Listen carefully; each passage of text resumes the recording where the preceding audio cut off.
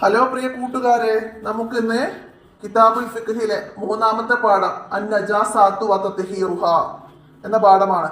നമുക്ക് മനസ്സിലാക്കാം എന്തൊക്കെയാണ് അതിന്റെ തദ്രിബാത്തിൽ വന്നത് എന്ന്. അവിടെ നമുക്കൊരു പട്ടിക പൂർത്തിയാക്കി കൊടുക്കാനാണ്.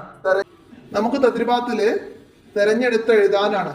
അവിടെ കുറച്ച് കാര്യങ്ങൾ തന്നിട്ടുണ്ട്. നായ, പന്നി, മലം, മൂത്രം, ഛർദിച്ചത്, രക്തം, ചലം, പന്നി, മതിയി 2 വയസ്സ് തികയാത്ത പാൽ മാത്രം കുടിക്കുന്ന ആൺകുട്ടിയുടെ മൂത്രം, വതിയി ലഹരി ദ്രാവകങ്ങൾ.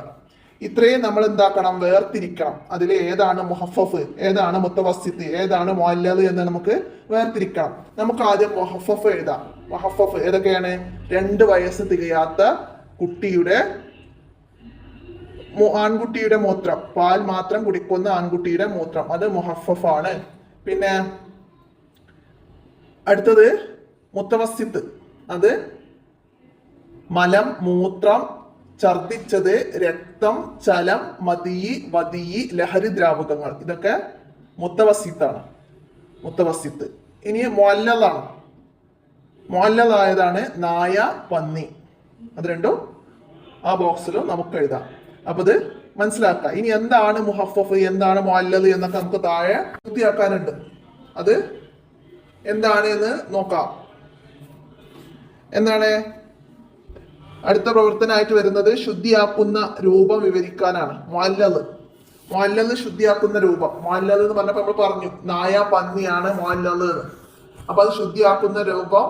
ഇവ കൊണ്ട് നജസായാൽ 7 പ്രാവശ്യം കഴുകണം. അതിലൊരു പ്രാവശ്യം ശുദ്ധമായ മണ്ണ് കലക്കിയ വെള്ളം കൊണ്ടായിരിക്കണം. നജസിന്റെ തടി ഉണ്ടെങ്കിൽ അത് ആദ്യം നീക്കം ചെയ്യണം. അപ്പൊ നമുക്ക് അവിടെ എഴുതാം 7 പ്രാവശ്യം കഴുകണം. അതിലൊരു പ്രാവശ്യം ശുദ്ധമായ മണ്ണ് കലക്കിയ വെള്ളം കൊണ്ടായിരിക്കണം. നജസിന്റെ തടി ഉണ്ടെങ്കിൽ അത് ആദ്യം നീക്കം ചെയ്യണം. അങ്ങനെ നമുക്ക് അവിടെ എഴുതാം. അടുത്ത ഇനി മുത്തവസ്സിത്താണ്. മുത്തവസ്സിത്ത് എങ്ങനെയാണ് ശുദ്ധമാക്കേണ്ടത്? നജസിന്റെ നിറം, മണം, രുചി എന്നിവ നീങ്ങുന്നത് വരെ കഴുകണം.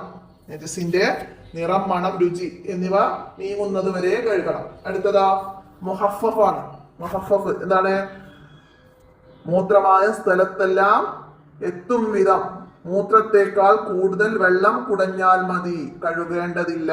അതാണ് മുഹഫഫ്. അത് മനസ്സിലാക്കി ഓരോന്നിന്റെ നിർവചിച്ച് എഴുതാം. അടുത്തത് എന്താണ്? ഉത്തരം പറയാനാണ്. വീടിനകത്ത് മൂത്രമായാൽ ശുദ്ധിയാക്കേണ്ടത് എങ്ങനെയാണ്? നജസിന്റെ നിറം, മണം, രുചി എന്നിവ നീങ്ങുന്നത് വരെ കഴുകണം. ഇനി അടുത്തതാ പാലില്ലാത്ത ഒന്നും ഭക്ഷിക്കാത്ത 6 മാസം പ്രായമായ ആൺകുട്ടി നിങ്ങളുടെ വസ്ത്രത്തിൽ മൂത്രമൊഴിച്ചാൽ എങ്ങനെ ശുദ്ധിയാക്കണം? മൂത്രമായ സ്ഥലത്തെല്ലാം എത്തും വിധം മൂത്രത്തെക്കാൾ കൂടുതൽ വെള്ളം കുടഞ്ഞാൽ മതി, കഴുകേണ്ടതില്ല. അടുത്തതാ പാമ്പിന്റെ തോൽ എങ്ങനെ ശുദ്ധിയാക്കും? പാമ്പിന്റെ തോല് ഊറക്കിടൽ കൊണ്ട് ശുദ്ധിയാവും.